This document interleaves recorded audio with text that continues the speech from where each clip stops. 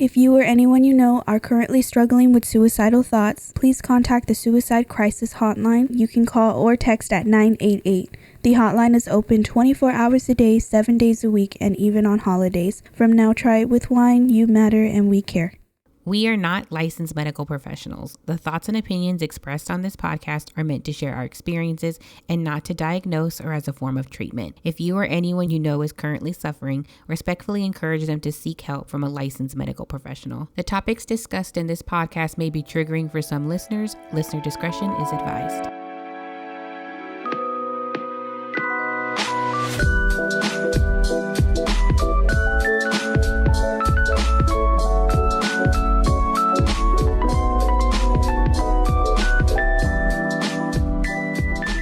Welcome to Now Try It With Wine. I'm Mary. And I'm Des. And today we have two very special guests. Coincidentally, they're both our tias. What? So I have Tina. Hi. And I have my tia Lupe again. Hola. So ethnic. I know. That went perfectly. Like, it would have sounded weird if you said hi. So in today's episode topic, we're going to talk about grief, but this is a two-parter. So this episode is going to be the passing of someone. Next episode is going to be of someone we just don't talk to anymore. We don't talk anymore. Like we used to do. Anyways, Mary actually found a really good poem that your sister introduced you to, right? Yes. So my sister read this poem at my stepfather's funeral, and I loved it so much that when my son passed away, I had it read at his funeral as well. And Des and I have kind of talked a little bit about grief and like our stance on it. And I felt like this poem really like represented how we felt about it really beautifully. So I'm going to read the poem, Do Not Stand at My Grave and Weep by Mary Elizabeth Fry. Do not stand at my grave and weep. I am not there. I do not sleep. I am 1,000 winds that blow. I am the diamond that glistens in the snow.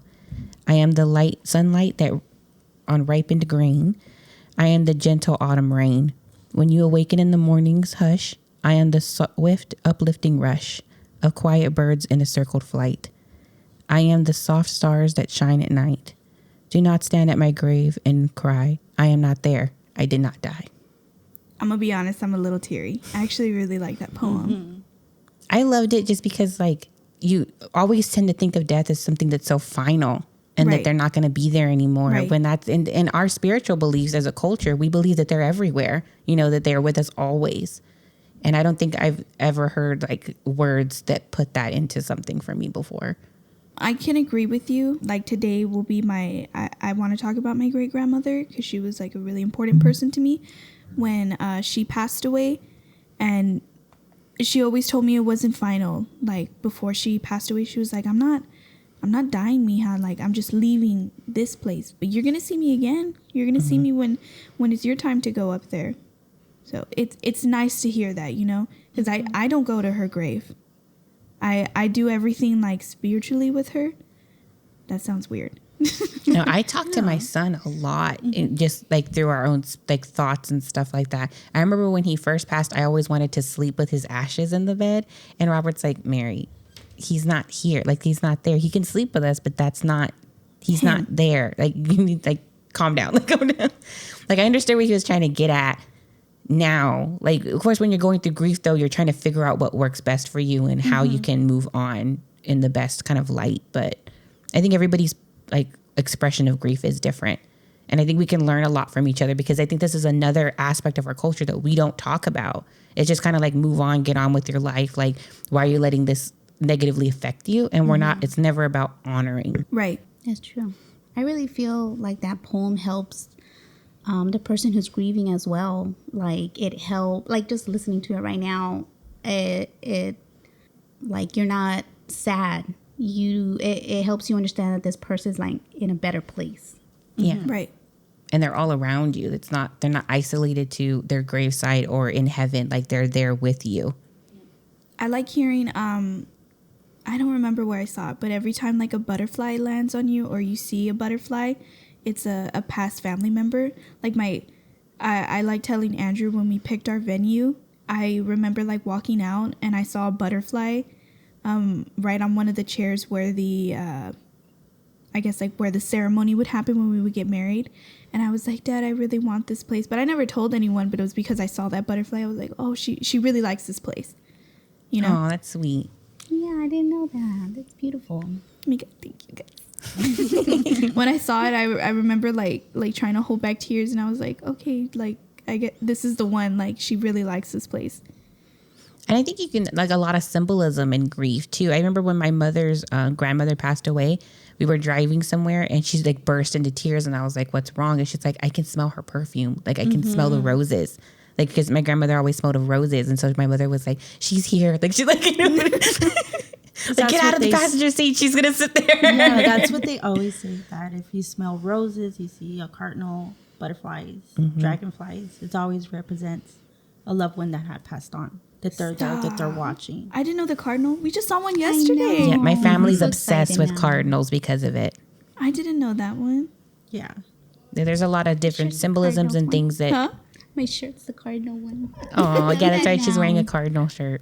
Oh, love I that never now. noticed that. I know, and my son plays. When he was smaller, he played baseball, and their mascot was a cardinal. So now that you said that, like I love it. Now I'm gonna associate that. Oh, I'm crying. Oh my God, I'm already gonna cry. I know, We're Dad. 5 minutes in, y'all. I just want to let everyone know. So let's kind of define the problem. Like, there's a lot of issues, I think, culturally around grief and the way we handle grief. I know there's things that we're being taught and things that are being said to us that I don't agree with. I think one of the one that sticks out to me was, I don't want a funeral. I just want to be buried in the ground and be done with it. When people say things like that, it's so invalidating to the family member and the life you're leaving behind to just throw you in the ground and just be done with it. And then like they're like, I'll be mad at you if you do a funeral. It's not about you at this point. You've passed on. It's about closure for the people who are left behind. And I think that they do that to kind of be like, well, I don't want anyone making a fuss over me or whatever. It's not for you. You're there. Like, it's not for you. I think this is the first time on the podcast that I disagree with you. Do it, Diz. I actually had a friend tell me that a family member passed away and they were just gonna straight cremate the person. And I was like, oh, you're not gonna have a funeral? Just like out of curiosity, like why not? And they let me know, no, that's not what he wanted. If they wanted to see me, they would have come. But what about the ones that did come? They already did. They already said their goodbyes, you know, like at least like Like when they were in hospice care. Yeah. That was their viewing. yeah. And that's that. I get that idea of it, but I personally, I understand that other people need their, like the hospice thing, that was them being there for you to support you as you pass over. But once you're gone, I always like the idea of a funeral to just help those people who are still behind do something, like, because I remember when my son passed away, I had this overwhelming urge to want to do something, one last thing for him. Yeah. Right. And I felt like the funeral was like my last, we paid for all of it. So it was like, this was my gift to him and to me and Robert to like give us an opportunity to allow people to grieve properly. It wasn't really about like anger about who wasn't there or wasn't supporting me while I was pregnant. It was more like, I want to be surrounded by people who love me and who have their own shit that's probably being brought up by this, to give us an opportunity to come together and grieve together and honor the life that never was before. See, and I'm glad that you did the whole funeral for Oliver, because me, as you know, that I lost my son. I was about, same thing like you, right? Like about 16 weeks. I think you were a little bit further I than think it was me. like at six months in. And so I lost him, and I didn't get the whole funeral thing. This was back like in like 2000. So I honestly don't know what they did to my son's body. So I'm glad that Mary had that opportunity to give that, you know, her last thing for her son. And it didn't matter whether people didn't agree with it. And I know people didn't agree with the whole funeral thing, but this is not what they felt. This is for Mary. And I wanted to be there to support her because, well, I lost my son just the way she lost hers. And I can relate to Mary in that. And it's hard to try to get out of it, because sometimes you blame yourself. Like, what did I do? Did I not eat right? Did I pick up something that I wasn't supposed to pick up? Or did I go over that bump a little too hard? You know, I try to be there as much that I could for her. And I know that me losing, you know, my son, I wanted to have space. Yeah. I wanted to comprehend Everybody what needs something had different. happened. Yeah. Yeah. I think that's what I wanted yeah. to say. It's different for everybody. Mm-hmm. I mean, like, if per se, if my dad comes to me and is like, I don't want a funeral when I die, I'm gonna accept that. I'm gonna do what they want to do, you know. So, I mean, don't get me wrong, I don't love funerals, but I did love going to give my, like, Part of it. yeah, to give my part and do what I could. Does that make sense? You can ask goodbye. Yeah, Yeah. and I also see it as our gift to them too, to do something that celebrates their life and the impact they had on our lives. Because I know that something that I did, I think when my dad's new wife's father passed away, I didn't say anything at his funeral, and I regretted it because he was one of the first people who was being honest with me about the truth about my dad. Because there was always like this, like we talked about in the previous episode, this sense of like we have to protect him. So other people would lie to protect him or like hide things that he did to protect him. Yeah. And he was the first person that wasn't a family member, like a direct family member, who told me straight up, like, no, that's not what's happening. Don't let him bullshit you. You keep coming over here and doing everything you're supposed to be doing. You don't need to be doing that for this person. Like, you need to like open your eyes. And he was the first person who said that to me. He was a great man. Yes, he was. He was so nice and he honest. accepted my kids. I mean, he was just like, he was everybody's grandpa. Like, that's the grandpa you wanted, because it didn't matter whether you were blood or not. He was gonna stand up for you. Yeah, he was gonna love you no matter what, and he's gonna be there. I mean, I remember him taking Allie to go get Happy Meals, and that's not even his granddaughter. But you know, that just shows the kind of character that he was. Yeah, and I felt so guilty at his funeral that I was just so like out of it that I didn't have, and I didn't want to. I felt like my grief was not invalidated intentionally, but I felt like I needed to allow his other family member who was closer to him to grieve. Like, I'm just the step I'm an kid. outsider. Yeah. They're gonna tell me, well, you really didn't know him and you didn't have that connection like we did. It's always, you always feel that's There's always the a case. pissing contest with grief. Yeah. I feel like people are always like, well, you can't grieve as hard because you didn't know him the way I did, or, you know, and I felt like that when that happened with him, I felt that like, I was like, I can't say anything. This isn't my time. This is for them, his real family. Like, I'm just somebody he knew. And after we kind of had the funeral had went away and everything had happened, I was like, I always regretted it. So like, I made a point every, like, going forward that I was going to speak or say something if the person was really important in my life, even if it was something small. Like at Grandma's funeral, I know I spoke at Grandma's funeral, but I also participated in the ceremony.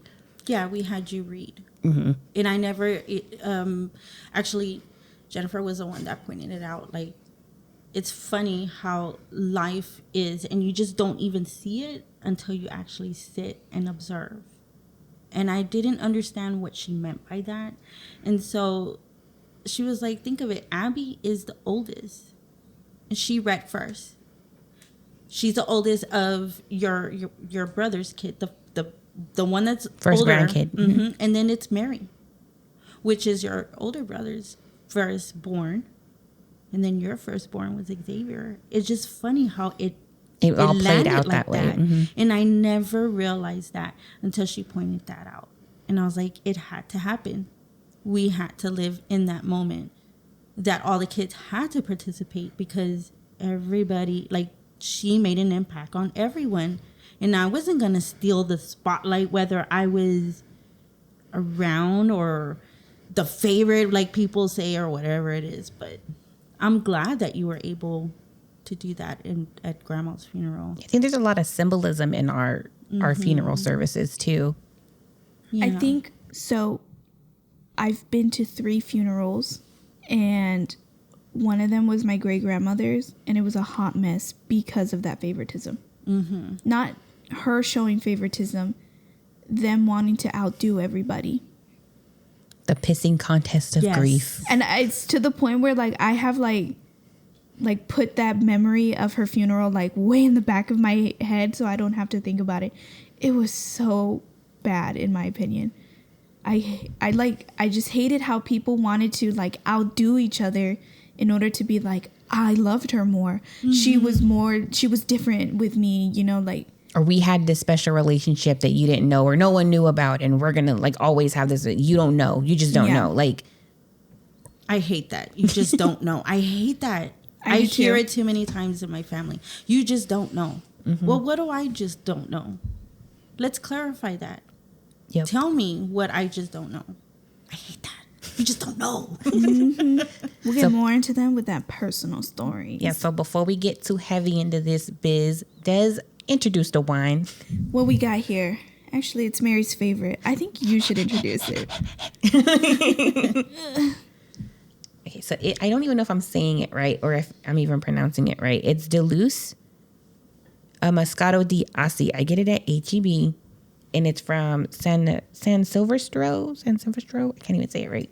If I did it wrong, that's not my problem.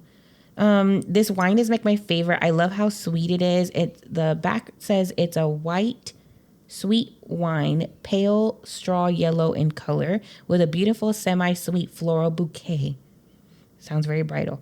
And slightly sparkling. I don't know what it is about the Moscatos that have this little Diassi thing at the end, but they just taste better. So let's give it a shot. I want to know what Tina thinks, because she doesn't drink Moscato anymore. No, she doesn't drink any sweet wine, so this will be an interesting one to hear her opinion on. And it'd be like, it's delicious. This is so yum. You have to be honest, Tina. Okay, I will. Our viewers will know. Oh no, they'll see it on my face.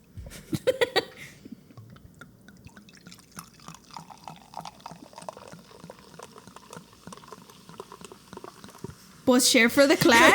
I saw how much you poured. I'm only going to give Tina a little bit because I don't want her to waste it. That's un-Mexican. I'll drink it. That's un-Mexicani of us. Hey, if I don't like it, I'll Damn, I gotta pour my own. My arm got tired. I really do like your nails, though. They look like Hello Kitties. It's not. I mean, I like it, but I don't know. Is it not your style? No, She's not a girly girl. Hey, man, you went out your comfort zone. That's still good, though. Just a little bit. But You want me to tell you? it was supposed to be a little lighter, not too dark. Ah. So It's no, because it's next time. different, right? Mm-hmm. I think whenever I get something different, I'm like, oh, I feel like everybody's gonna look at me. I'm more like a black. I'm a phony.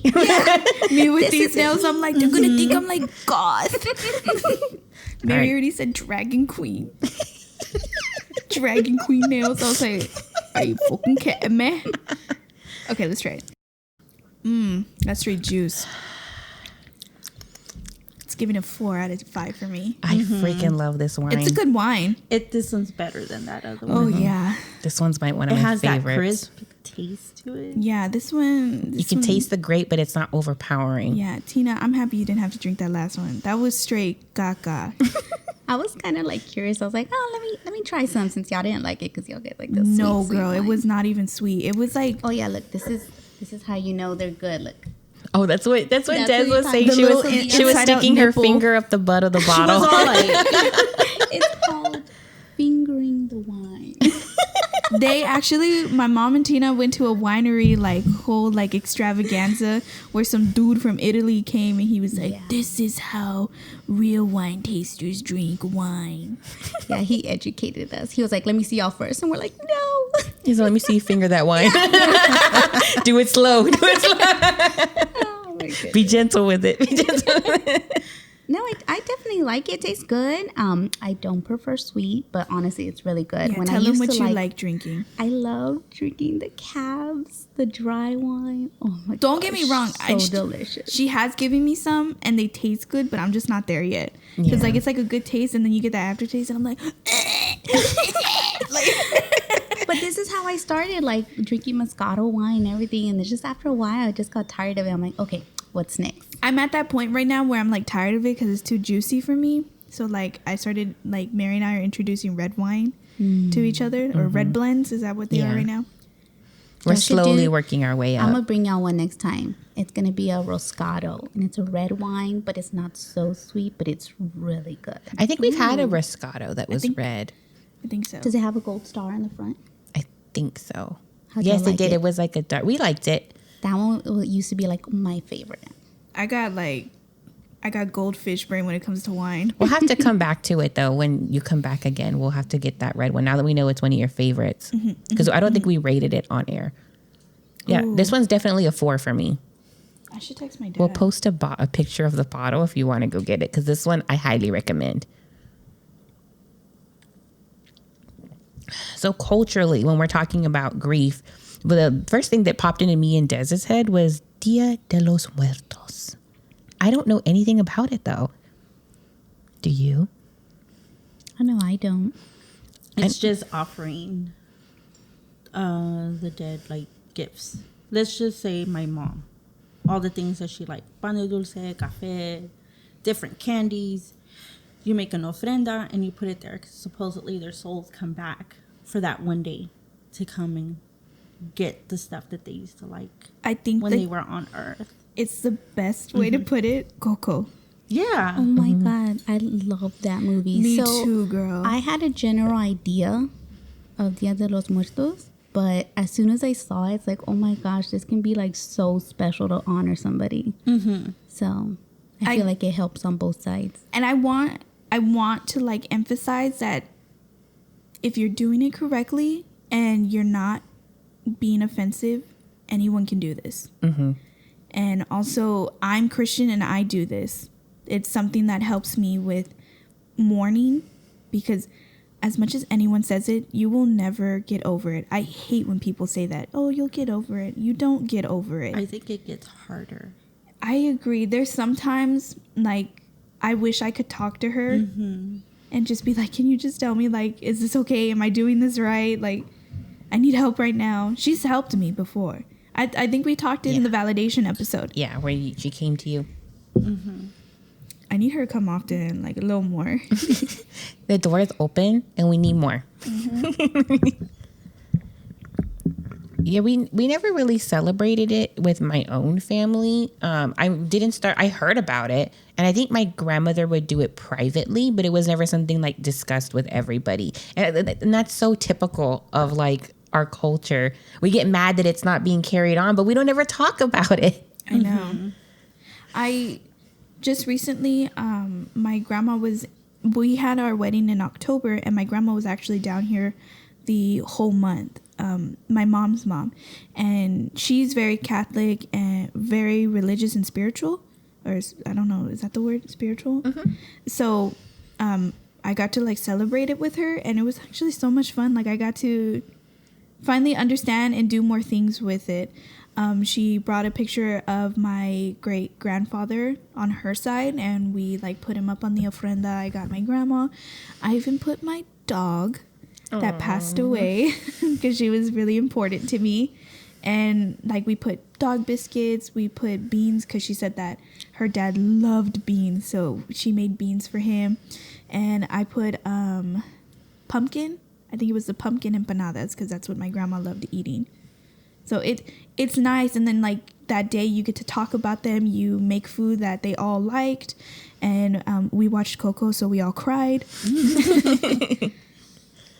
I definitely think it's something I want to try going forward. It's nice.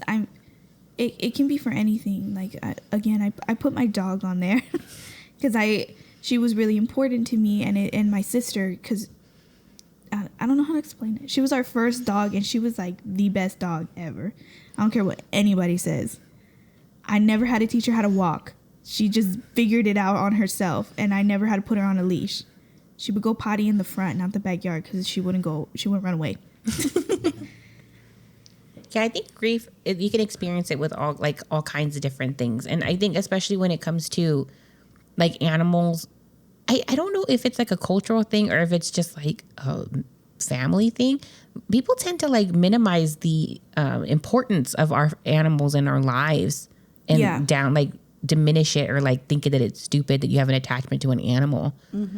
You know what? I think it's the family members that don't have pets, because my mom and my dad were like that, and then we got Roxy, the dog that passed away, and they were like, man, this is the best dog ever. Maybe we should get another one when she passed away. Like, they're like, oh my God, this is so nice. So I think it's, if you don't have the pet, you don't understand like the happiness they bring you, you know? And how much pain their passing can cause. Yeah. I remember Des had to come sit with me overnight when Mikey passed. That was a hard one. Mm-hmm. And even when Puka got hurt. Oh my God, I was devastated. It was like, it wasn't random. It was just more so they called me at like 10 o'clock and they're like, hey, what are you doing? And anytime someone calls me after 9, I'm like, what's wrong? And they're like, oh, nothing. Like, we just need some help. I was like, I'm on my way. Yep. You don't even need to tell me what happened. And as soon as she got there, I was like, Des! My Puka Bear, the executive producer. That's in timeout right now. What? Oh, yeah, he's in timeout. He's in timeout. He's in timeout right now. He messed up the podcast. We almost lost a whole episode, guys. He was going to get his ass beat. So I kind of want to go like a round table and like, let's talk about what was the passing that affected you the most and what did you learn from it? All right. I'll go first. Oh, you want to go first? Actually, you go first. Yeah.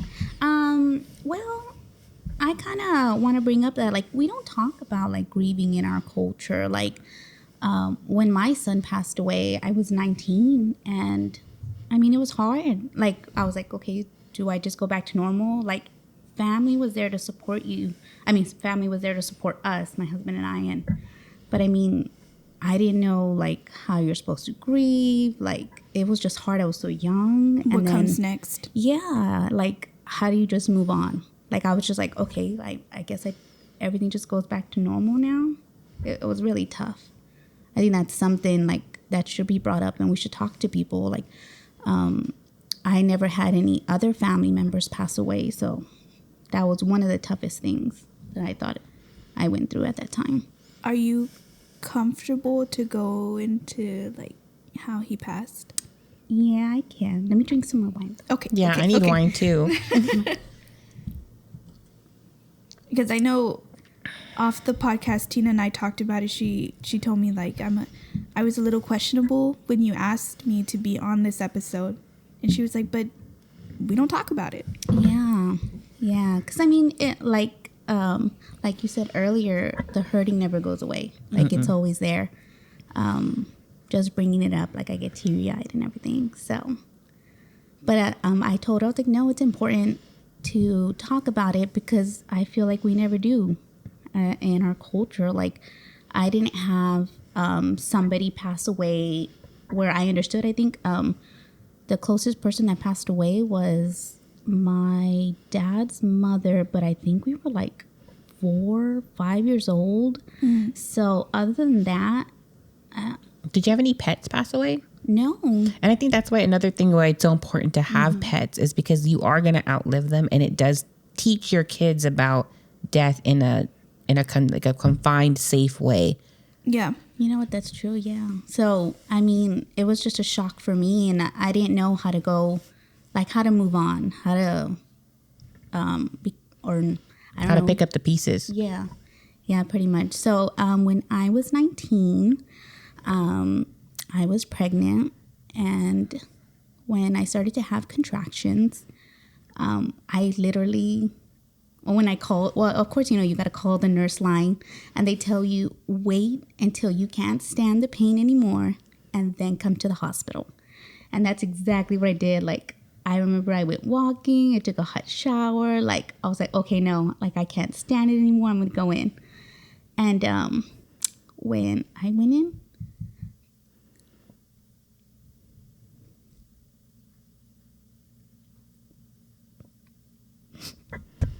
It's okay.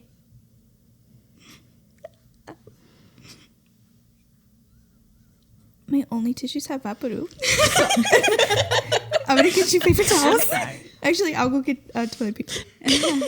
no, I know. Sorry. It's just, I just am back in that moment, and it hurts. So, when I went into the hospital, my son did not have a heartbeat.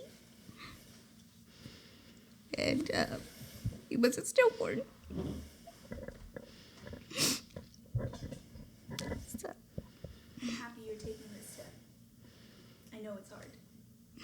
I think that as someone who's gone through it, you bury it and you make time where you're going to let a little bit out. and then you cover it back up. And you do it like mostly alone and just give yourself that little bit of time and you cover it back up. Like because it never goes away. Like it sits with you for the rest of your life thinking about what could have been. They were a part of you. Yeah. And then, Lupe, how you said earlier, it's like the guilt. That's exactly what I had. They were like, how did I not know? And I think that's what gets me, is the guilt. And that's something I have to work through still now. Because it's not a rational guilt either, because it's not embedded in anything real. It's just because we're their mother, we're responsible for them, regardless of what it was that caused it. We should have known. And I'm not saying like it happened to any of y'all, but I have heard from like other women, people blame the mom, even though none of it was your fault. Robert blamed me for sure. He blamed me. I knew it wasn't coming from anywhere rational either. He was just hurt. Yeah. And he was like, I remember when I was pregnant, I was losing crazy amounts of weight. And like my arms were all like, I looked skinny, but you could still see obviously that I was pregnant. So my lower back was killing me throughout the entire pregnancy because I have PCOS. And when I got pregnant, it leveled out my hormones to the point where my metabolism started working the way it was supposed to. So in that first 6 months of pregnancy, I lost 50 pounds. Wow. So my back. Ollie only let you eat one thing. It was freaking peanut butter and jelly sandwiches I completely and grilled chicken. understand. So I lost so much weight that my back was killing me. So I liked to go to the water parks because it was the middle of the summer when I was pregnant and float around in the pools to get that pressure off my back. And Robert would always tell me he didn't want to take me there because he was afraid someone was going to kick my stomach or like something like that. Because, there's kids everywhere. And the little boy didn't kick my stomach, but he kicked close to me and Robert grabbed his foot and dragged him under the water because he told him to stop and he wouldn't. So I understand why he did it. But even though no one ever kicked me, Robert thought that because I went to the pool to take that pressure off my back, that somehow caused it. It wasn't rational. It's just when you're in grief, you're trying to grasp onto anything that'll explain what has happened. Mm-hmm. So I think this is a good time to talk about the 5 stages of grief. These are the stages that you're supposed to go through, according to like the internet, the people, psychologists. You first go through denial. How could this happen? What did I do? You go through anger, which is usually when people start trying to find something or someone to put blame on. You bargain. Bargaining, which is you can take me, don't take them, take me. Yeah. Or I will do anything in promise to like just I want them back. You go through depression, which is like it's right before you start accepting. It's more so of like, okay, an understanding. I think is what's happening. Mm-hmm. It's happening. I want to figure this out. I need to figure this out. And the 5th is acceptance. In my opinion, I think acceptance should also be, I guess, like a memory thing too. Yeah, I think it's a never-ending cycle. Once you get into the acceptance phase, you're going to be accepting it for as long as you live or as long as you remember. Yeah, I will say, at least like from my standpoint, I feel like you can go through this all the time. I mean, my grandma's been passed for 10 plus years now, and I'm still mad at the whole situation itself, Mm-hmm. So I think that's a good time to bring it up because of how Mary was saying Robert was he was angry in that stage and he was just looking for someone else to be the problem rather than what actually happened. Which was no one's fault. Shit happens. Yeah. And I think that's something I kept telling myself after like the initial shock of it wore off. And like, because I went to that guilt that Tina was talking about where like, what did I do? Like I was barely eating, I wasn't eating anything bad. My doctor was really impressed with like my blood levels because I had PCOS. He was monitoring me the whole time. I was getting ultrasounds done every 2 weeks Yeah, I the remember entire that. time. And then leading up to that last trimester, I was going once a week. I had just went to the doctor that Thursday before I lost him on Sunday, and everything looked good. And I had no idea what I did. And that turned into like this anger of like, well, if I didn't do it, someone else did it. Like, who did it? Like, to show me who did it. And I landed on God.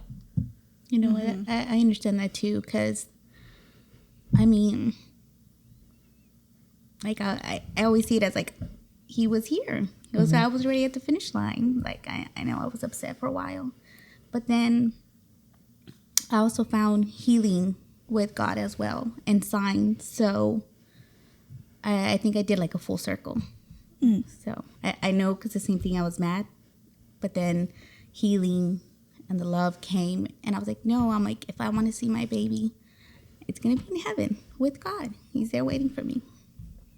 Yeah, I went through this, like, because people kept telling me, like, well, it was God wanted his angel back, or, you know, whatever. I'm going to say bullshit, because that's how I felt about it. Well, yeah, I always hear that, like, oh, it just wasn't your time. Like, I hate hearing that, because they've told both of y'all that. Mm-hmm. I'm sorry I'm keeping you out, Lupe, but, like, She knows our story. Yeah. I don't. But Yeah. I don't know if they told you that, but they're like, oh, like, it just wasn't your time. Like, My mom told me maybe he was going to be sick. There was a reason behind it all. Yeah, he would have Of been in pain everything. or something. I wasn't even going through it, and I was mad for them. I was like, well, why didn't he do something, or why did he pick this then? You know, like, why? You get to that point where you're just angry at God. Yeah. Why if you're so beautiful, you're so great, why are you so damn evil? Like, I know that. I did the same thing when my mom passed away. Oh, grief of a hate parent. Ugh, like, I'm already like, it's like happens to my mama. Like, I know I'm I not hate ready it. for that. I resented God. Yeah. It came to the point where I would go outside and scream, why the fuck you take my mom? What did I do? Was it my fault? I did everything I was supposed to do. I took her to her appointments, gave her medicine, treated her like she was the queen of, because she was. That lady was everything. Why? I can't function without this woman. And I hated God for a very long time. And then came to a point where I was angry with my mom. Like, why did you leave me? You left me with all this bullshit. And I got nobody. I didn't get support that I felt that I should have got from my brothers. And I was left alone. When you talk about the stages of grief, I went through the whole suicidal thing. I couldn't even ask my kids. I thought about running into traffic. I just have God. Like, all I wanted was to take that pain. I never told anybody, and I'm not sure if I told Mary, but I got addicted to pills. It was to the point where I was, got one of my mom's refills, called it in as if my mom was still alive. Because I wanted to numb that pain. I didn't want to feel it. I didn't take it out on alcohol like most people would, but it was pills. It was the only thing that kept me from numbing and keeping me from reality. But I was so caught up into myself that I didn't see that it was affecting my kids. Yeah. And I felt really, really bad because I wanted everybody to feel my pain. I would see somebody happy and I hated them because they were happy. Because I wanted them to feel what I was feeling. And things turned really, really ugly. Mary knows. Things turned ugly and rumors came out. I had all this money and I didn't have anything. Rumors came out that it was my fault that my mom died. But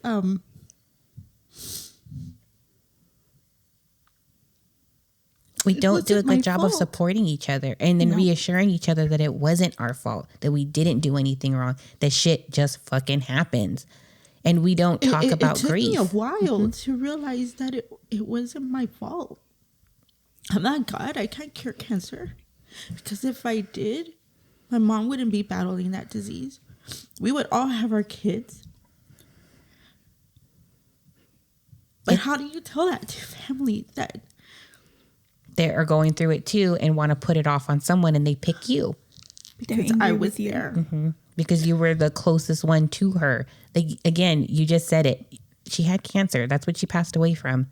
How are you supposed to fix that? Even medicines can't cure it. Right. And she had already battled it once before. And this was her second time getting it. And it was much more aggressive this second time. And she had already said to all of us. And that was the issue with my brothers. Like, you didn't take mom to her appointment. If they would have been there, I don't care if it offends them. If they hear it or they don't hear it, I really don't care. But I'm so sick and tired of keeping in the dark with this. I'm sick and tired of covering up to make them look good when they hurt the hell out of me. They hurt me. They weren't there. I saw that woman to be the healthiest person that I thought was going to live to be 100. I went to every doctor's appointment.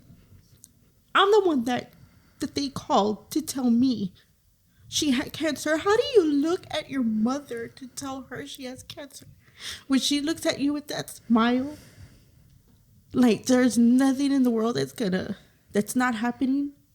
How do you tell a person? That broke my heart to tell her. And all I could tell her was like, we're going to get through it, Mom. We're going to do it together. I'm going to get you better. And this is what's going to happen. And she knew. She knew she was going to die. But I was trying to comfort her not to be scared. And again, I'm that person that kept my brothers away from my mom when I never did.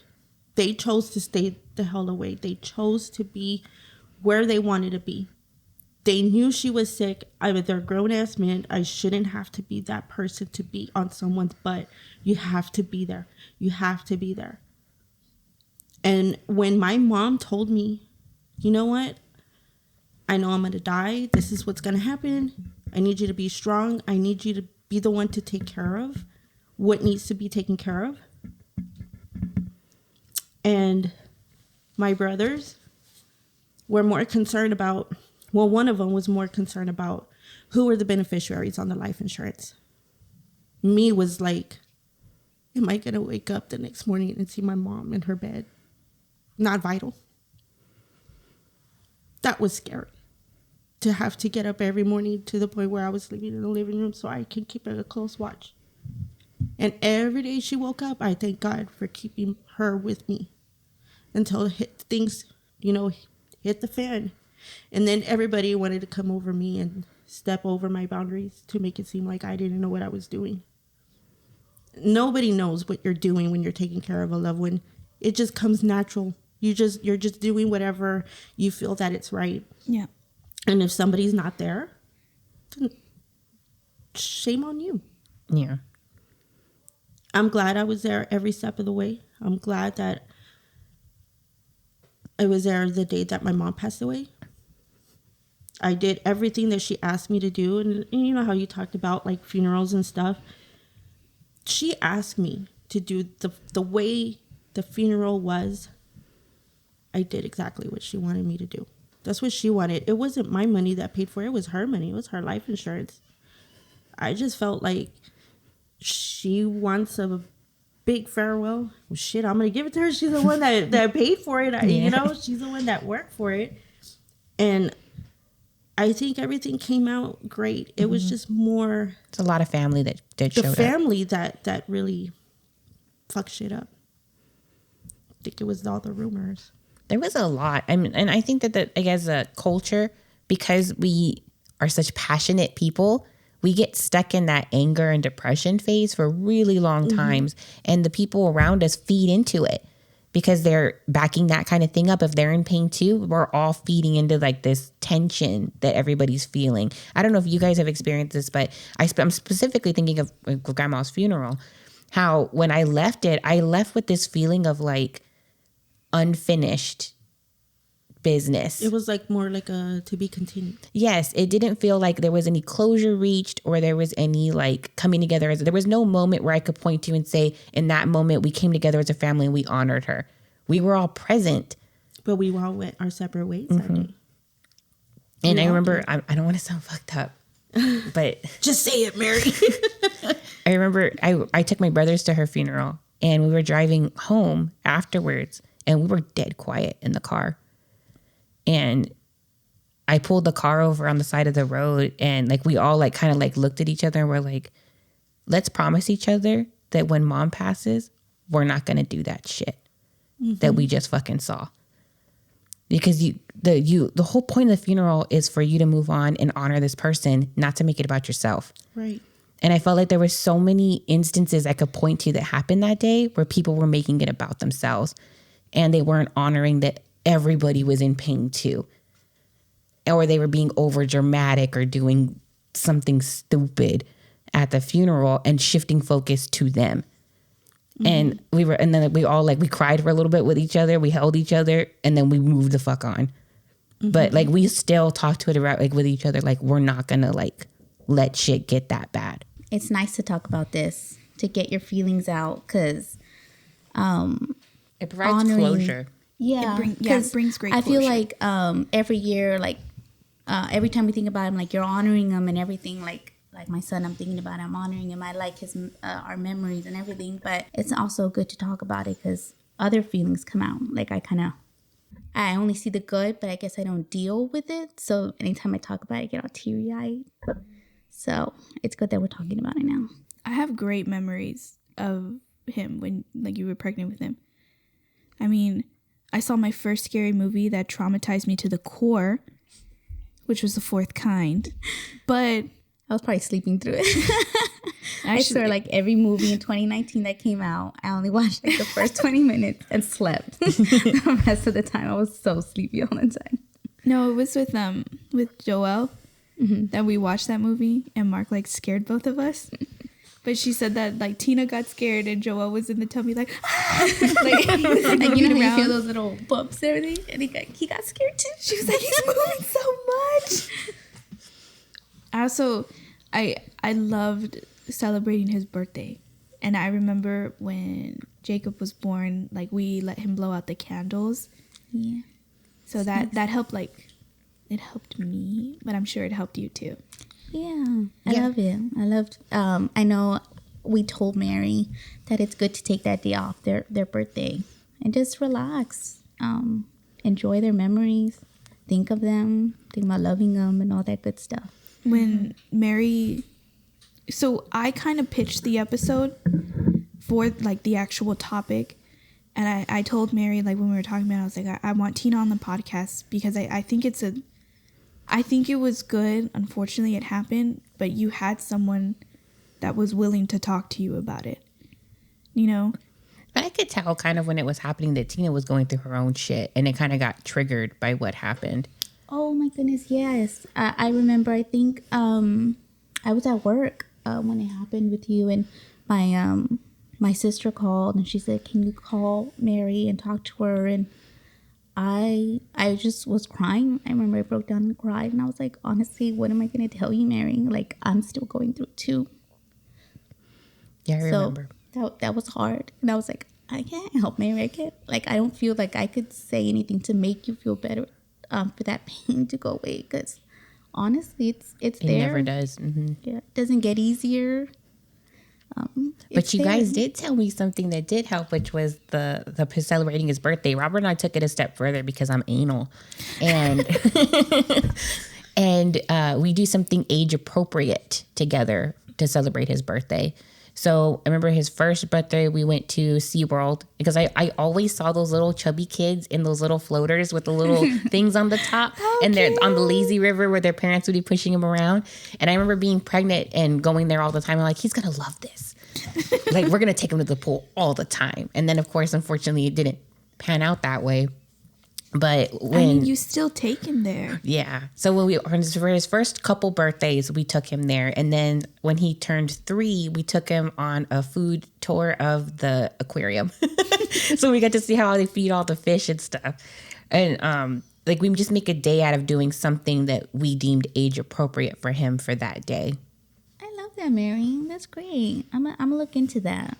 Yeah, I just think like so this year I think he's gonna be 5. I'm thinking about like because we also thought about going to the beach or something, just doing something that he would have enjoyed doing if he was here at 5, and would just go from there.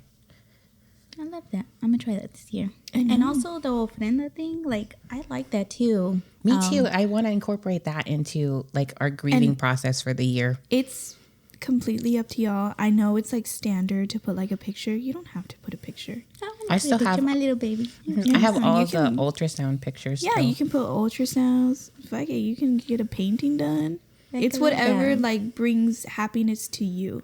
I think another aspect that can make grief really hard, at least for me, Ollie was obviously like a really big deal to me. But then if I go a little bit beyond that, because Tina already talked about it, and I don't want to, we'll both cry.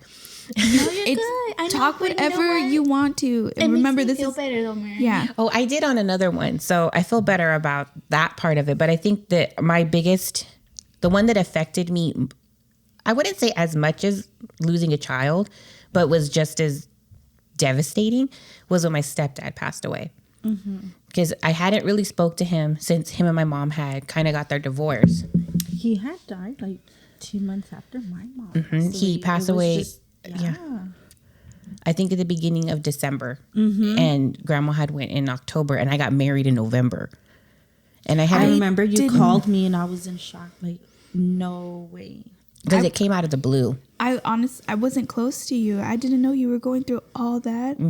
right before I got married, and then all the stuff Actually, I told you and you. Robert were going through all that. Now that I think about it, oh my It god, was It a was lot. my mom and then her wedding. It was part of planning it, and then your stepdad, Yeah, a month. and then later it was your little grandma that passed away. Yeah, there was a lot going on at that time. But I think the one that affected me the most, other than, of course, my son, was my stepdad. I didn't always have the best relationship with him, especially not in the beginning, because I felt like he was being like shoved down my throat. And as a kid who was coming from a family where the dad wasn't a good dad all the time, I was looking at this dude like, what the fuck do I expect from you? Like, I immediately went in there with negative yeah. connotations Like, of it. you're not my dad. Yeah. And then there was always this kind of like, my parents didn't do it intentionally. It was just the nature of what it was, where they were kind of pinned against each other. Like we were like in the middle all the time. So it just made the whole relationship complicated all around, including my stepdad when he came into the picture. So I want to say maybe the year before my mom and him got a divorce, we actually became really close. And I started calling him dad, and I started seeing him more affectionately, and I got really close to him. So when the divorce, when everything started to pan out and we were finding things out that were happening that we didn't know about, I was angry with him for not trying anymore. Because he's the one who basically initiated that it was over. And for me, I was like, how are we not worth fighting for anymore? We got so close. We were friends. Now you're saying you don't want us. It was heartbreaking to me because I had gotten so close to him. It was weird because as their relationship kind of went downhill, our relationship started going on an upswing.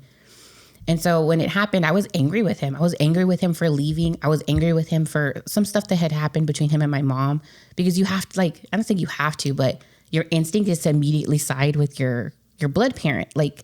You don't go and it's like, well, he was right. I want to protect this person. I see her in so much pain. I think I got really angry, overboard angry. So I didn't really have the relationship with him that I wanted after the divorce happened.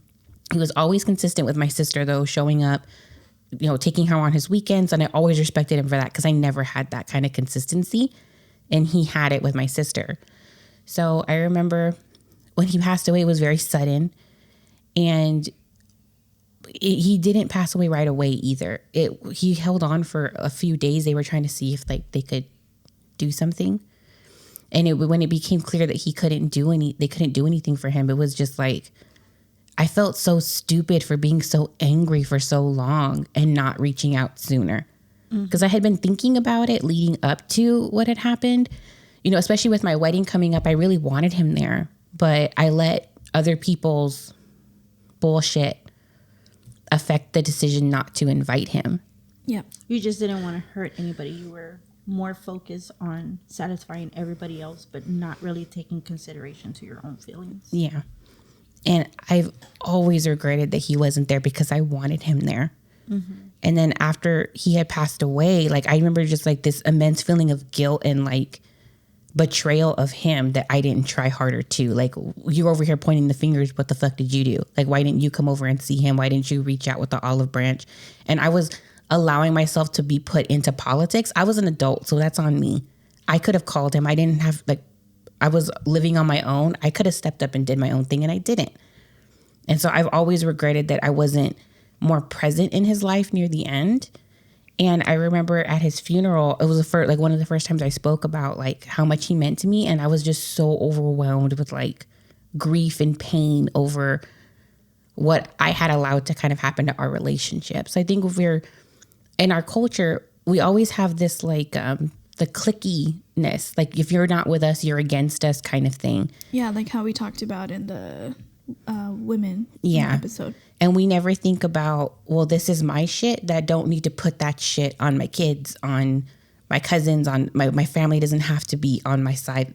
They can be in the middle. Like, they don't have to be in the middle. They can make up their own decisions about how they're going to handle certain things. And I felt like with my stepdad, I was always being made to feel you're either with him or you're with your family. Like, when, yes, shitty shit happened, but that shit happened. It's done. Let's move the fuck on. We have a little girl here, my sister, who needs all of her family. So we need to be able to put the shit aside and be cordial and nice to each other and put it to bed. But that was never a conversation that happened. And then death just made it so permanent now. Mm-hmm. Yeah. Oh God, it's my turn. I was like looking at everybody. So I told them off the podcast that I got confirmation from my dad that I can spill the laundry, which also will bring into part 2 of our grief, which is someone we don't talk about anymore. We don't talk anymore. I'm going to do that every time we do it. So I was 13 when my grandma passed away, and she was my favorite person in the world. I have so many other stories of her that I want to talk about in other episodes. I'm going to keep it vague because that's what my dad wanted. And also I was 13 at the time, so a lot of things weren't told to me. I know she passed away, I believe, from an enlarged heart. I can be wrong. So when my grandma passed away, a lot of things happened within that week. I went to go see her, and that was the first time I really saw her in pain. I'm gonna cry again. And I told my dad that I didn't want to see her like that, so he didn't take me to the hospital anymore. I guess the last day when she passed away, I actually went to Tina's house, and my parents picked us up really late, and I was like, how's grandma doing? And it was so quiet in that car ride because my dad was like, grandma didn't make it. So I was like, okay. My sister actually like cried, and when my grandma was alive, she told me to promise her that I wouldn't cry when she passed away because she said that wasn't gonna help me. And I was like, okay. I mean, she was right. So I didn't cry at all when it all happened. At the funeral, it happened exactly how y'all did. My dad's side of the family wanted to make it all about themselves. So it was who put more into the funeral and who did more for grandma. We had a family member that made it all about themselves and said, I don't even know what to say up here. I just can't do this anymore, and dropped the mic and left. Like, they legitimately did a mic drop. We had another person wear the skankiest clothes I've ever seen in my life. And I can say that now because she ain't in the family no more. And it was just so ugly. I got to speak to her, not to her, but about her. And what I didn't like about it is we had to say titles. My dad's side of the family is very like title. So I had to say, I'm going to say it again. I'm the first great grandchild to the first grandchild to the first daughter of her. Mm-hmm. And I didn't like that because then my sister went up and she was like, okay, well, I'm the second of everything. You know, I did. There wasn't a point to it. Exactly. And she wasn't like that. I loved my grandma because she cared so much about my sister and I. Her daughter did not care about my sister and I. So when I lost her, I felt like I was losing a parent. I know it's not the same. I completely understand that. It's just more so when I was born, I was in her house. So she was the other person I went to, you know? Of course. I'm not trying to like cry. The aftermath that my dad said I could talk about is all of her money was given to one specific person in the family, and it was done under everybody's breath or everybody's nose, you know? Nobody knew about it. My great grandma had 5 daughters, and one of them took all the money and the other ones just stopped talking to each other. So really she was the glue of the family.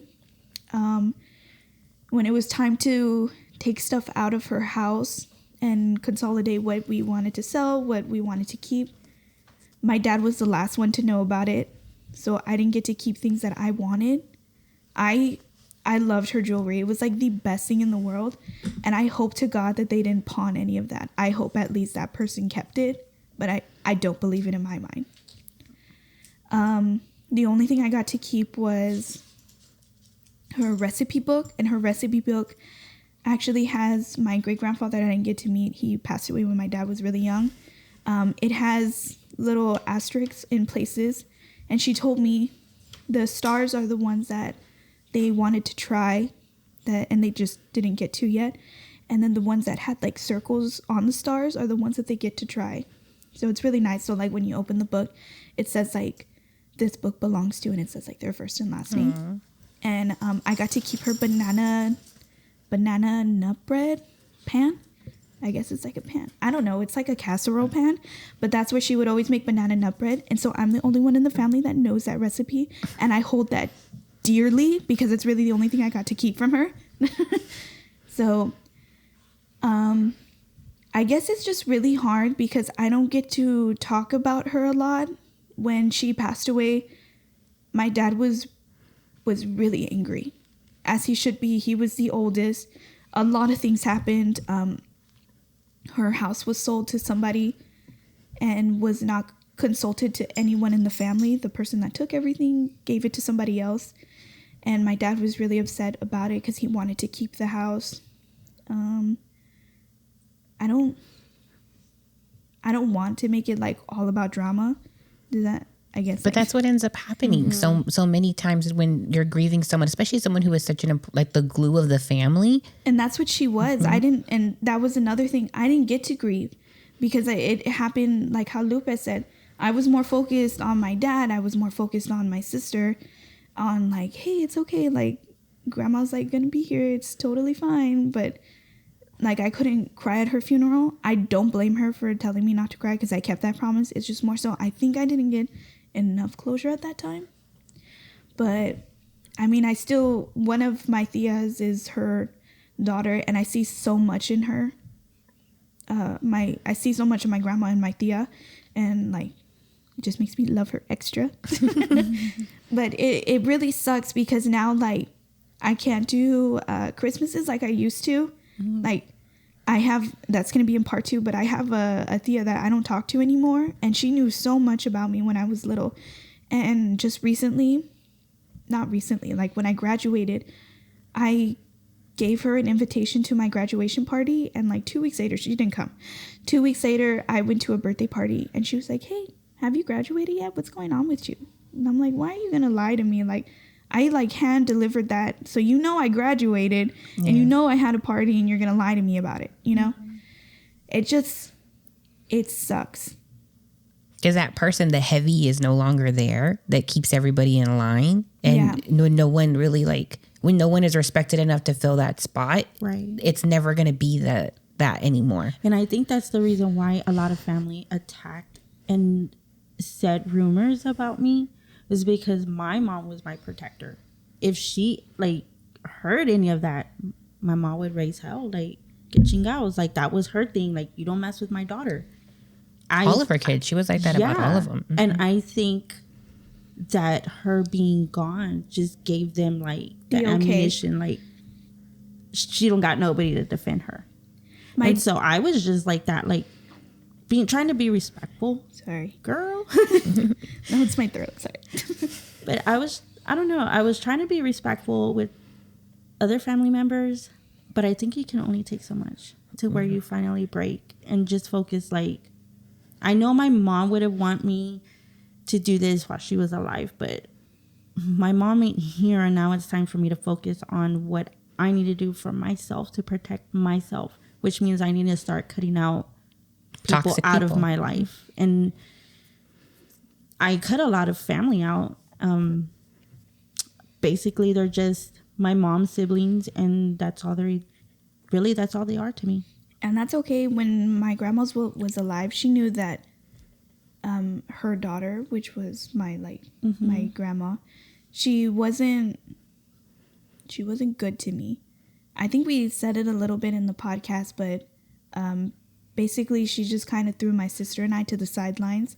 And I think what really I found out she doesn't care about us, which is something, it sounds materialistic, but it was I was 11, so my sister was either 8 or 9.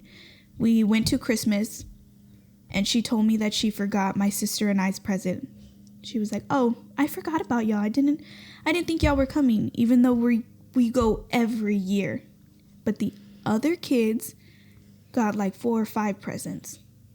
So that's when I started figuring out she doesn't care. And I remember going to my grandma and telling her, and she was like, "That's fine, mija.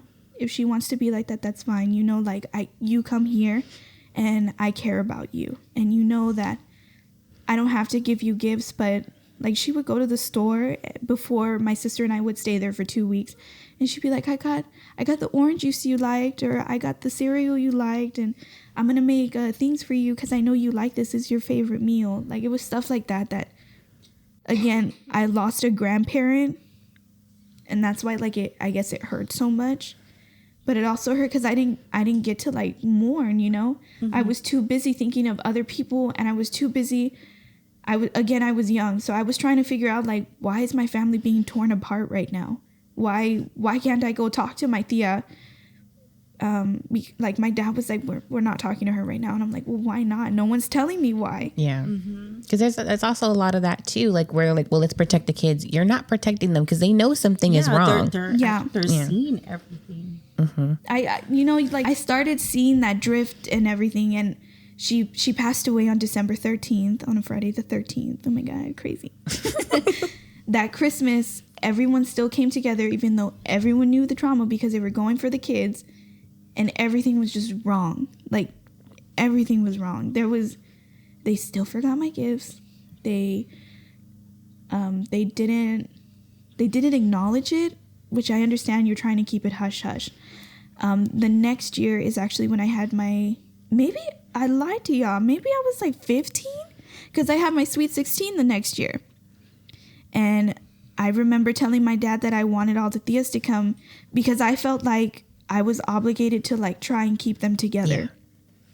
Yeah. And my dad recently told me that he had to call all of them individually and tell them this is Desiree's sweet 16. I need y'all to behave and pretend like everything's fine.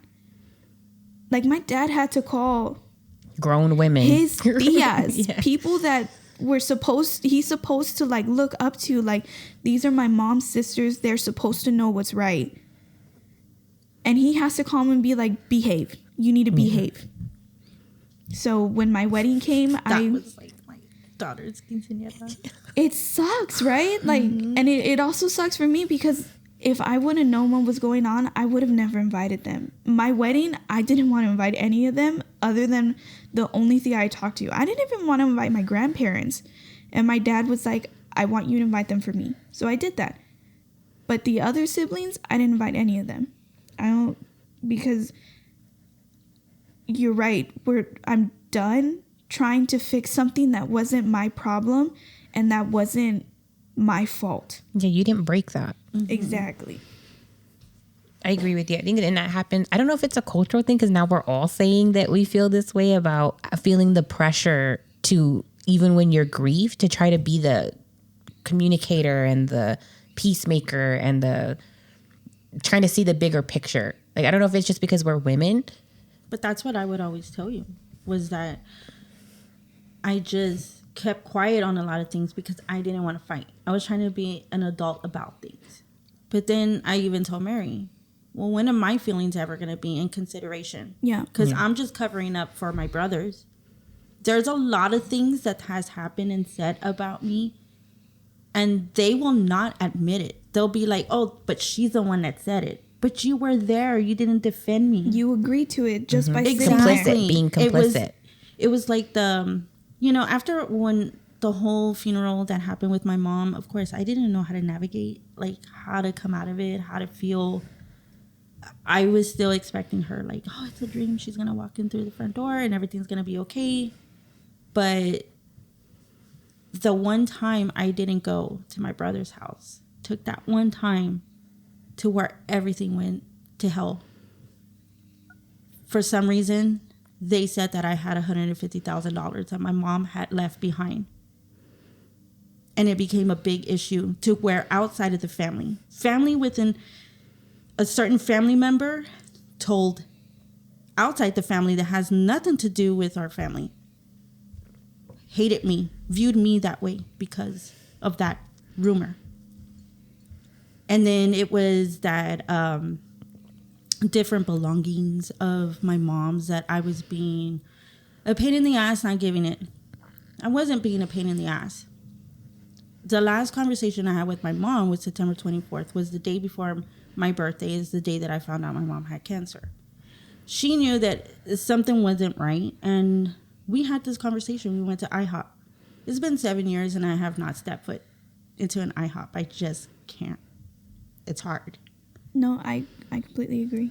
So I remember her telling me, I know I'm not going to come out of this, but you need to be strong. There's certain things that we need to talk about. And I always avoided the conversation because nobody wants to hear about their parent passing, because there are security blankets. We feel safe with them. Those are the people that we go to everything. Yeah. And so the only thing I can just say was, how do I live life without you? Because without you, my life wouldn't be complete. The only thing that I was told was, this is how I want for my funeral. Grab any dress there is in the closet, put it on me, because I'm going to be buried in. It's not like, it's got to be all great. That sounds so like her. Yeah. And she told me she didn't want a certain flower, but she wanted all colors except for red roses. For whatever reason, my mom said, no, that's for like putas. Period. And she liked red roses too. She did, but she said it wasn't appropriate for a funeral. And I was like, lady, I won't get you something. You get it. We all gave her red roses. Yes. We put them on her casket when she went. I guess we called her puta. Like, I don't know. She was all like, cabronas estas. But we talked about a lot of things. And I remember her telling me that I had to be strong and that I needed to be strong for these kids, because these kids were very close with my mom. And I remember her telling me, I don't want to leave you by yourself, because if something were to happen, you're not going to have your brothers. My brothers, I was like, I didn't understand it. How am I not going to have my brothers? It's sad that they know. Mm-hmm. And she knew I was going to be alone. Because they see things so much clearer. I think so, because she told my dad something like that before. My dad's not the favorite of his siblings. But because of that, that's why like my grandparents don't like me or my sister, So she would say that often to him, like, mijo, it's okay, like you can always come to me. I have you, Mm-hmm. So you're right, like you lose that one person that was rooting for you the whole time. She knew that I was going to be alone. Like, she said, yeah, I already know that. She even said it too. I don't want to die at the hospital. You better put me in the house and this and that. And I was like, well, I'll do whatever that I need to do. But she even said it that I was going to be alone. They were going to attack me. And I told her, well, let me just tell my brothers. I need to talk to them. I need to let them know, like, this is the time we need to build a little bit more memories, because I feel like we're on a time schedule now. Things are going to get aggressively. It's going to be fast. So we need to all just do this quickly. Nobody did it. Even when I said it, it's like the one thing that I heard. Yeah. And the only thing I heard was, I can't see mom like that. Well, what makes you think I want to see my mom like that? I saw her from being healthy to where I had to help her. This was in a matter of months. They found out in July and she passed away at the end of October. Yeah, I understand where they're coming from, but I don't think that's fair on your end. Like that they put you all on that. My kids saw. My oldest son, he had to grow up pretty fast. He was in junior high. I remember his 7th grade. He was playing football. He was in band. He would come home after practice. We all had a schedule. My kids had a schedule to where if I was going to go to HEB, my kids were like, okay, I'm going to be watching grandma. Even though that at that time, me and my husband, we were going through some problems. But he was there. He helped me with my mom. He never, not once said, I'm not going to help you because that's not my mom. He helped me. My son helped me change her, my kids. Like, we all knew it was happening. But I think we were already prepared. Not like, I know my brothers, I guess they were like in denial. But I was told to my face, like, you were you were on the phone all the time when mom was in the hospital. You were outside. You were doing this. You were doing that. And I'm like, really? You were drinking that weekend. You were at home watching a movie because you couldn't come and see grandma. How fucking dare you? And I bet you all those phone calls were because or for her. Yeah, it was her doctors that were calling me. It was her doctor calling me, and it was so stupid. Her doctor had called me because at the hospital my mom was at, I guess they're tearing it down now. And they couldn't find my mom. And I was like, how do you not find my mom if I just spoke to her? She's like, well, they're saying she's not in the system. So it was like a whole mix up. And then it was to the point where I was talking to the nurses, because nurses were saying, well, I thought you said it was her right kidney that was removed, but now you're saying it's the left kidney. And I'm like, who is telling you all this bogus stuff? It was her right kidney. Yes, it was removed. And then it was like, remember I told you, they told me she had no kidneys. I was like, oh my gosh, are you serious? You're like, well, how is she living? You tell me. That's what I was thinking. Like, but I had family calling out of town, uncles that were working out of town. I had one of them that was in denial. What pisses me off about this whole thing is when I look back on that period and like everything that was happening, it's that pissing contest before the grief set in. Like, you're not grieving this enough. You're not taking this seriously enough. Let me point fingers at you. You're not doing this. You're not doing that. And it's so hypocritical. Because I remember when you called me about the kids needing someone to watch them so you could be there at the hospital. I remember thinking, why would, like, I'm not saying that I helped you, like, no problem. But I was like, how did it get to that I was the one that had to step up? You know what I mean? Like, I understood why you needed to be there. And if something was happening, like with my mom when she had her surgery, I needed to be there. Joey was fine stepping in and taking care of my brothers and sisters because they were still smaller, to take care of them so I could be there with my mom, taking them to school, dropping them off. Like, and it wasn't a thing. It was like I had to figure out how was I gonna be able to have somebody to watch my kids? So that but you could be what there. Really made me upset is that when my brother's kids were small and growing up, they always like, pues Tia Lupe, we'll just go over there. She never says no. Yep. And I never said no because I don't have favorites. I love all my nieces and nephews. I'm always there if somebody needs my help. I don't tell them no. I jump and I do it. But when it came to me, I felt like I was betrayed. Like, but some people take advantage of your hospitality and you being nice. Mm-hmm. And they I did. didn't. I 100% know what you mean. But then I'll hear like, well, you always know we're here. It's not that. It would be nice to hear it. Yeah. Or for you see you do it. Like everybody says, well, if you need anything, I'm here for you. Well, But you don't ask. You don't. That's not. It would have been nice just to be like what Mary did. You know what? I'm gonna get the kids. Don't worry about it. That meant a lot. I was like, are you sure, Mary? Because, these girls are a handful. She's like, no, I could do it. And she did. To the point where Stella didn't want to come home, remember? I remember she cried. Can I ask like Mary and Tina, what was the funeral service like for y'all? I'm gonna be honest, I don't remember a lot. I think it's because I don't want to remember a lot. I know I talked at Joelle's. I was supposed to talk at Ollie's and I got lost. For me, honestly, it was tough. Especially like when he was born, I felt like we had him for a while and then they took him away.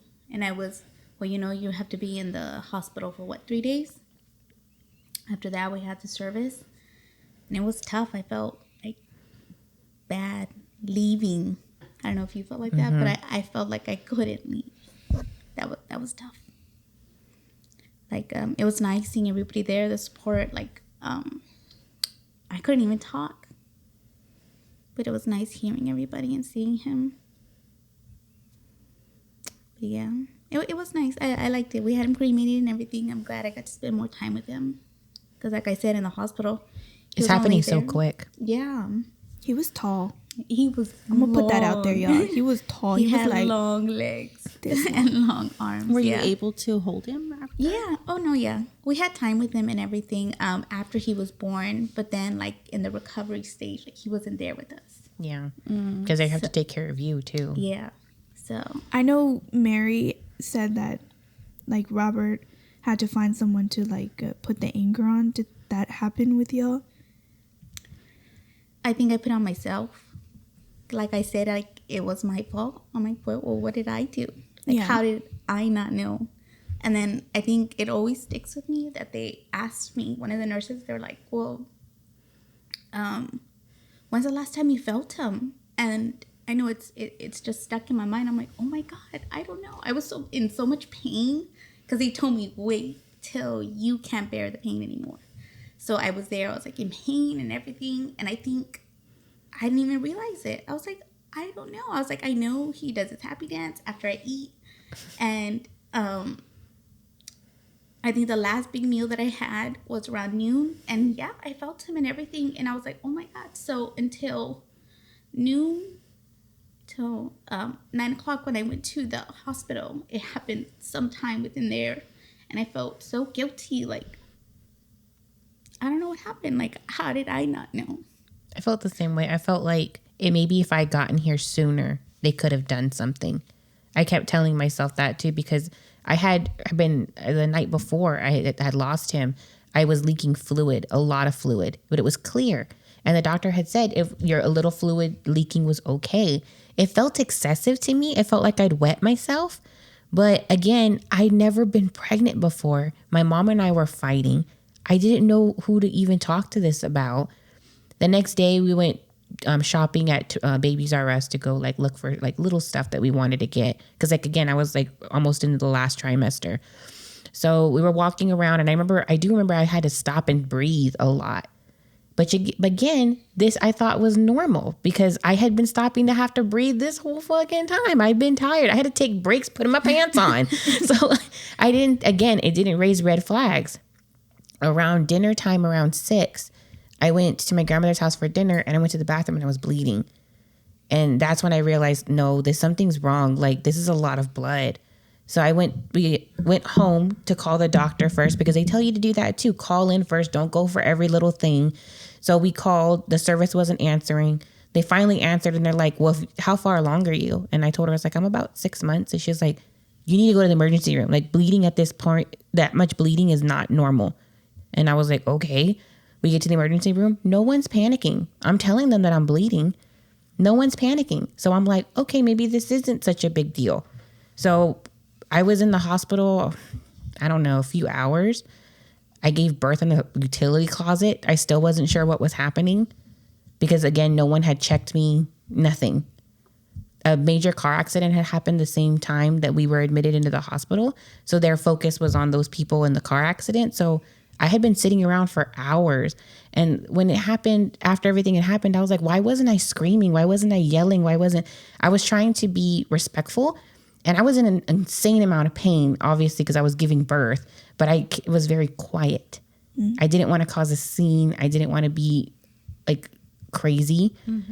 So I was like, afterwards, I was like, if I had been screaming or yelling or something, maybe they could have stopped my labor before it happened, or like someone could have helped me or something. Like, because me and Robert were alone in a supply closet when I gave birth. And I just, the guilt of not saying, like, I felt like if I had had the balls to speak up and say, no, you need to stop what you're doing and see what's going on. It didn't occur to me to do any of that at the time. Because in that moment, you're just going through so much. Yeah. And the pain is just unbearable. Like I kept having, I wasn't hiding it to the point where like they had me walking back and forth to different rooms and I would have to stop. And I was leaving trails of blood behind me. Nobody checked me. So by the time I got to the funeral, I think I was just numb. Honestly, I do remember you just kind of like it looked like I'm just not here. Yeah. I had cried so many tears at that point. I felt like I had nothing else left to give. You were just distant. Like Like vapid. you were there, but you weren't there. That's how I saw you. It was just like, what else could I do? Like at that point, like I felt like I'd poured so much into this. I think you're in your head. Like I felt like that's how I was at the funeral. I was just in my head. Like thinking back on the past 6 months and what the fuck I did that caused this. Or if I had been a boss bitch and said something earlier or just been checked, or like I should have known that when that fluid was leaking that something was wrong then. And if I had went that night before, maybe they could have saved him. Like always like very negative about myself as to like why I didn't know, like why I didn't instinctively know something. Yeah. And because we don't talk about it. My mother didn't really talk to me about what had happened during her pregnancies with any of us. And then I remember like some of the comments that were made to me when I was struggling to get pregnant were like, well, I just had a guy sneeze on me and I was pregnant. Well, then what's wrong with me? Why can't I get pregnant? And then I see other people who don't have jobs, who are living in all over the place and they have perfectly healthy kids. And, I'm stable. I have degrees. I have money. You know, it kills me sometimes when I see like parents who are like watching their kids or like They don't care. Yeah, and it's like, oh my gosh, like sometimes I'm like, you don't know, some people are struggling. Some people have lost their kids and would Kill to have their kid there. To have them, and sometimes like you feel so bad. And when I see all like these news articles, it's like, my goodness, I'm like, it's so sad. Yeah, I remember when they first told me that, like, because I didn't even realize I'd given birth in that utility closet because there was a toilet in a utility closet, and I just I gave birth in the toilet, and I didn't know, and I wouldn't look. I think a part of me knew because I was screaming at Robert not to look, and I was just wanting to live in denial for a little bit that it had happened. So when they finally told me, my first thought was like what does he need? Just take it from me, and I think I felt like that the entire time during the grieving process. Like, what does he need? Just take it from me. Like, I remember I went through this period where like, why couldn't I have been the one to die and he saved him? Like, why couldn't they do that? It was like a very like surreal experience. Mm-hmm.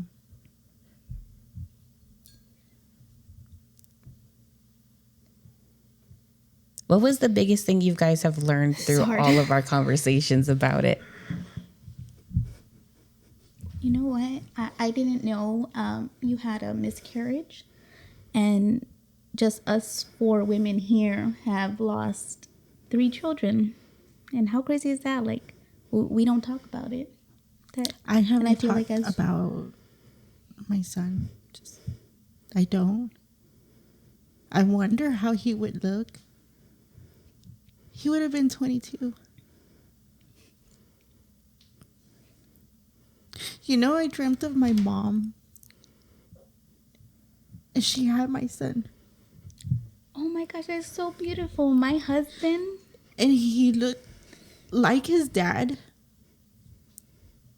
He looked so handsome, though. I And she love these had stories. him.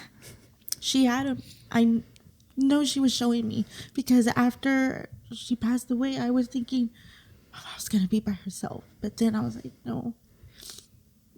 My son's, he's with his grandma. It's so beautiful. I have a similar story. My husband, before Joelle passed away, his uncle that he was very close with had passed away a few months earlier. And once Joelle passed away, a few months later, my husband woke up and he said that his uncle, he had a dream about his uncle in heaven in clouds, and that he was holding Joelle. So I always thought that was beautiful. I was like, he's waiting for us. They're waiting for us. I love that book that you gave me, My Time in Heaven. It gave me good closure because it said that all the babies that couldn't be here or all the babies that are waiting to go down are like up there, just like they're waiting for you. You know, like if you lost one, they're up there and they're so excited to see you, and you can decide from what that man said in the book, you can decide if you want to watch them grow or you just want to start seeing them as an adult. And it helps so much, like at least for me. I'm not sure because Tina gave it to me after she read it. Yeah, I loved it.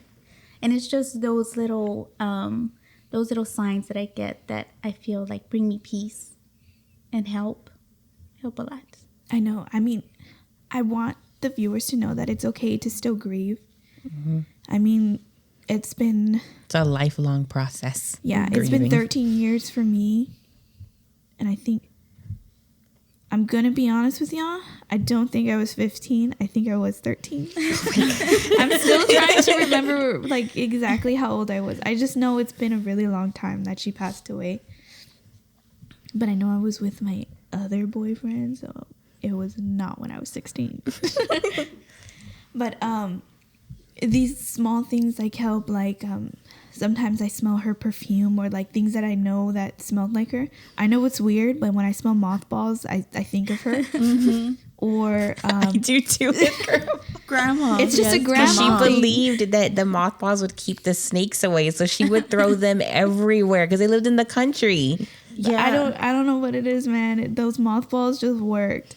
When she first passed away, I actually slept in her house with my other cousin, and we all smelled her perfume like y'all did, and it was a good like, she's here. Yeah, like a good she's here. I said in the validation that she came to my dream and told me like how pretty I was, and she was really proud of my sister, and she still loves us and all that. My dad was going through a hard time, and he said that she came to him because when, I know it's like a weird thing, but she just came to him and just said, "Mijo, it's okay." And for my dad, he was like, that was finally like my point of like, I'm gonna be okay. I need to stop stressing so much. Yeah, you know, it's good. Every time I make banana nut bread, I think of her. Every time I bake with my Thea, I know she's there because she was always there in the background when we baked, and she would always be our like number one rooter. And she'd be like, "Man, these cookies are real good." So it's okay to continue to grieve, and it's okay to talk about it. You might cry like we are right now, but just do it in a safe space where people actually care about you, because I don't want you to get hurt. Mm-hmm. The biggest thing for me, I think, that I've learned through my grieving process is not to wait till it's too late to squash shit with somebody that you want to squash shit with. Agreed. Because you're never going to get that chance back. I mean, he passed away so suddenly. I'm never going to get that time back. I'm not going to have those memories of him being at my wedding. You know, he didn't get to be there, and that was before he passed away, and that was my fault. You know, I should have just done it. Should have just invited him. I wanted him there. I should have said something. But I also think that you can put it out there that you want to squash the shit, But if it doesn't get squashed, that's going to have to be okay. But you got your answer. I think that if I had just put it out there that I wanted to squash it with him, I know he would have said yes and let's talk and let's squash it. But I never even gave him the chance to say no because I was too afraid. Yeah. I think mine is the trust issues with my brothers, is the trust. I don't think it's there anymore. Like everything, like you said, when somebody passes away, they're the glue. And then when that happens, it's like everybody kind of goes their separate ways. And that's exactly what happened after I buried my mom. And it does hurt that because I'm the only girl. I don't have sisters. My mom was that sister, but can I have a relationship with my brothers without them judging me or saying anything or making a rumor about something or talking about like, I was there for this lady and remember this and remember that, but kind of lying about it in a sense? I don't know. Well, that's up to them. I want to have that relationship, but and at the same time, I'm kind of like, I have that trust issue with them. Do I trust them? And it's okay to put boundaries up, and it's up to them if they want to like be with you and be next to you. I tell her that shit all the time. Because honestly, it's true. Like, this is my first time meeting you, and obviously we've already cried together. We're You already hurt my besties. stomach. I know, we're besties for the resties, girl. That's why I'm like, it's up to them. At least for me, I've come to the point where I'm done trying for other people. I'm tired. I don't care what title you have. I'm tired and I don't want to do this anymore. I shouldn't be the only one putting effort, and I feel like I should tell you that because that's what I was. I was always putting the effort in because I'm the oldest girl, and I need to be doing that on both sides of the family, you know, and you don't need to do that. Yeah, there's a That's lot of what I pressure told on the Mary. women to be the ones that hold it all together. Yeah. That's what I told Mary. It's time for me to start focusing on me. Period. I can't be just cover showing. Like they'll say something about like, oh well, your brother this and that. And I'm like, oh yeah, but he is taking it hard. But no one asked about me after 7 years, and it's always like I'm saying like they're taking it bad. They went through this. They went through that. But I never told anybody other than Mary, my kids, my husband. They all know like she went through some shit, but Yeah. I don't say anything because to them it would be like, it's nothing. It's nothing. It didn't happen like that. Or And you're trying to be memories- attention whore or Yes. something like that. Or they're going to try and be like, well, I had it harder. Yeah. That Yeah. I get that a lot on the side. Yeah. I get that a lot. Like, well, I did like to get a pissing contest. The pissing It's contest. kind of like that the meeting that your dad had at his house. I understood the intention behind it. Like he was trying to get everyone to come together, but I don't think death isn't going to fix when there's broken relationships already there. My dad used to tell me that if you want a family reunion, have a funeral or have a wedding. Yeah, And that shouldn't be it. that shouldn't be the case. This was a good one. Yes. This was a good episode. I'm very proud of myself. I cried, but I didn't bawl. And you normally ball. So thank you so much for tuning in on Now Try It With Wine this episode. Next week, we'll be talking about Grief Part 2, which is someone we didn't lose. We just don't talk anymore. Yeah, and grieving that loss of that friend that's still out there living their life. You just don't see them anymore. Yep. Might see a Facebook post once in a while. If you're even still friends with them on Facebook, sometimes they block you. And then you see him at the restaurant, like, bitch, Like- you invite me. Damn, haven't seen you in a hot minute. All right, so thank you so much for tuning in. We'll see you next week. Bye. Bye. Say bye, Tina. Bye. Bye. Say bye, Lupe. Ooh, she got ethnic on us.